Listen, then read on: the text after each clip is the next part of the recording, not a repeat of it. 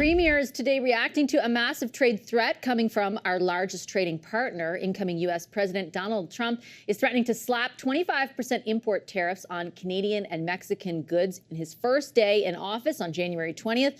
So far, it's just a threat with 2 months of runway for the feds to negotiate. But the threat alone was enough to sink the Canadian dollar to a 4-year low earlier today. The Prime Minister is set to meet virtually with Canada's premiers at about 5 o'clock Eastern tomorrow. Earlier, I spoke with Alberta's Premier Danielle Smith on the message she intends to bring to that call. Hi, Premier. Good to see you as always. Thank you for making the time.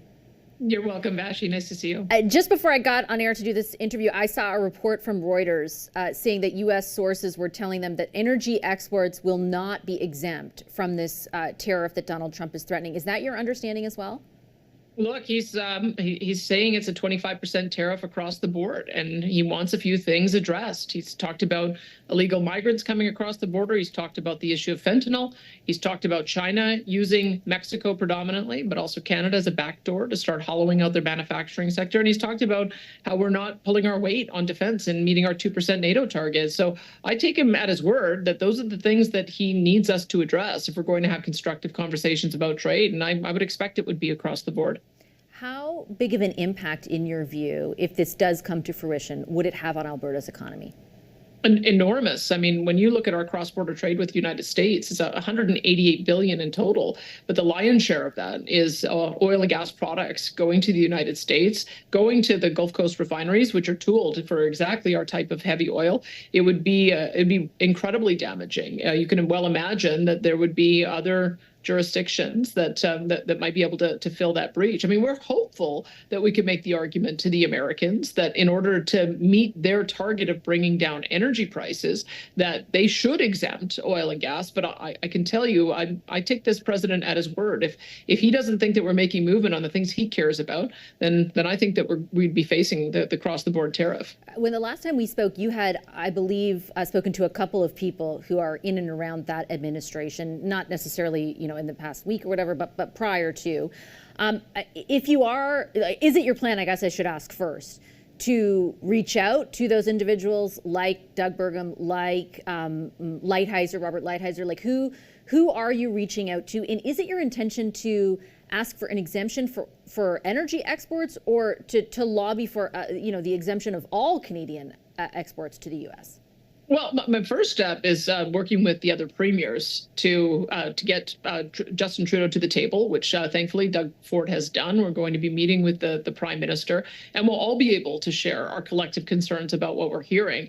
But I would say that the best thing that we could do would be to start hiring border patrol so that we can guarantee that we aren't having a free flow of drugs and illegal migrants across the border. We have to make sure that we're addressing the areas of Chinese using us as a backdoor to get into the United States and close those loopholes. It sounds like we've done a better job than Mexico, so I think we can make that case. And we've got to see the Prime Minister chart a pathway to meeting our defense targets, because if we cannot solve those things, all of the lobbying in the world is going to come for naught. We've got to address the issues that have been identified as pressure points and alleviate them. Do you think, though, that the way in which it's being characterized by Donald Trump is justified? And I ask because I understand the pushback on defense targets, but there is one that has been set of 2032.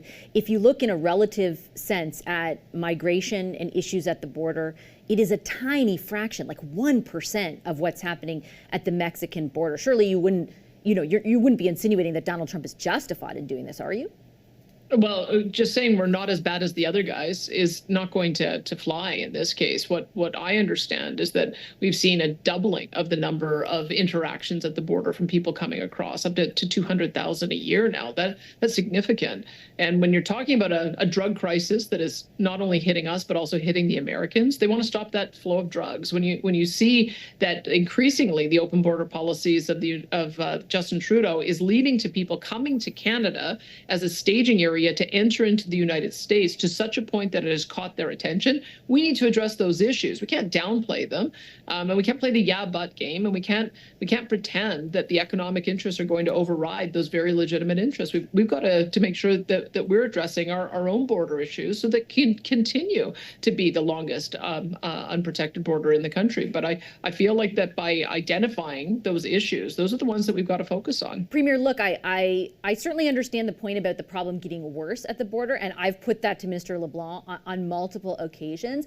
But I don't think that the comparison to Mexico is a yeah, but or superfluous, right? He is applying the same punitive treatment to both our countries when we just have a fraction. And when I say a fraction, I'm not like, being that's not in the abstract. It's I looked at the data, it's 1%, just over 1% of the migration that they're seeing at the southern border.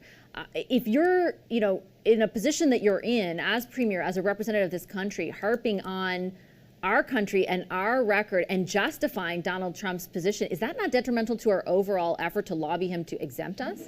Well, look, I mean, we have temporary work permits, 4.9 million of them coming up for expiry within the next 2 years. Does the Trudeau government even have a strategy at all for how they're going to be managing that? That's a lot of people. And if you look at it from the Americans' perspective, they would fully expect that people are going to be potentially coming across the border. That's why we have to demonstrate that we take our border control as seriously as the Americans do. I believe that if we try to change the subject without addressing the underlying irritants, we are not going to be successful, and we'll be facing 25% tariffs in 2 months' time. One of the things I would say is that he's given us 2 months' notice to clean things up and 2 months' notice to address these issues. And I that's what I'm going to argue at the table with the fellow premiers. Let's figure out a way that we can address those issues so we can get on to talking about our very fruitful and important trade relationship. And I do take your point on the issues as they exist, but just to be clear, are you saying that his threat is justified? Look, I've been saying that we have a fentanyl crisis in our province, and that's why we've been throwing a ton of resources, not only policing resources, setting up new dedicated enforcement teams to shut down drug houses, to go after fentanyl dealers, and to be able to get to apprehend those who are on warrants. We've been addressing the issue of the of overdoses for the last number of years to try to curb that problem. We have been raising the issue of the number of newcomers that are now overflowing into Canada to a point where it's overflowing our ability to be able to absorb them. I have been talking about this for many, many months prior to the new administration coming in. These are issues, and we're not going to pretend that they are not issues. They are issues that are impacting Canadians just as much as the U.S. president sees that they're impacting his citizens as well. We have a common interest in addressing it. We have a common interest in trying to get a handle on our border issues, and a common interest in trying to get a handle on the organized crime that is bringing fentanyl onto our streets. And if we can work together on a common interest, we'll probably be able to have a very fruitful relationship with the Americans, as we always have. But with all due respect, Premier, I mean, there was a point in time in which you were asking for immigration numbers to increase to support the growth that you wanted to see in Alberta. And again, I'll put to you, do you think it's helpful to say that Donald Trump, to insinuate rather, that Donald Trump is justified? I get that you think there are problems, but does that justify punishing our entire economy, imposing a 25% tariff? I mean, can you not raise the specter of issues at the border without doing that?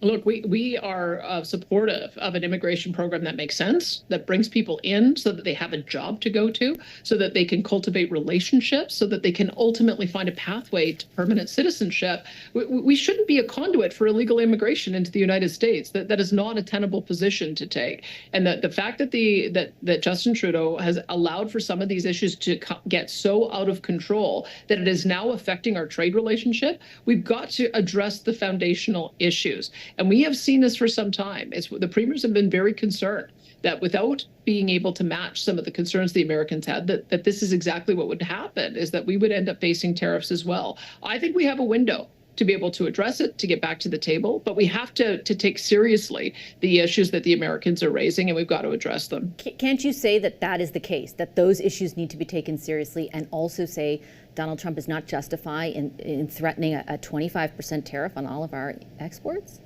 Well, look, I'm going to put Alberta's interests forward, and our interests obviously mean having zero tariffs on the border. And I would say that the fact if we could lead with energy and have Justin Trudeau take the emissions cap off, take the carbon tax off, and truly be a partner in energy security, I think that that is a very strong bargaining position to have that would allow us to have the broader conversation about the trade flows. But what I'm hearing the administration say is that they don't even want to talk about those issues until we address these underlying problems. I think we have to have a dual track, but I don't think that we can be naive enough to think that we can just argue, well, we're not as bad as Mexico, therefore give us an exemption. That's not going to fly. We have to be realistic about what we're going to take to the table. Premier, I'll leave it on that note. I appreciate your time as always. Thanks for making the time. You bet. Thank you.